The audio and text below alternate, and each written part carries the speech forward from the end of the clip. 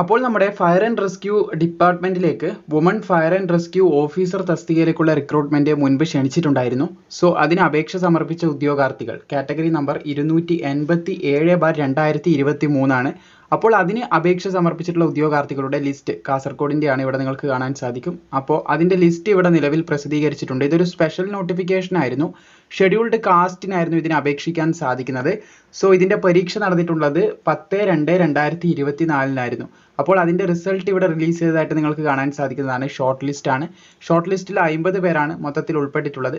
ഇതിൻ്റെ cut off നിങ്ങൾക്ക് ഇവിടെ കാണാൻ സാധിക്കുന്നതാണ്. കട്ട് ഓഫ് ആയിട്ട് പറഞ്ഞിട്ടുള്ളത് ഏകദേശം 40.67 മാർക്കാണ്. 14.67 ആണ് ഇതിൻ്റെ കട്ട് ഓഫ് ആയിട്ട് പറഞ്ഞിട്ടുള്ളത്.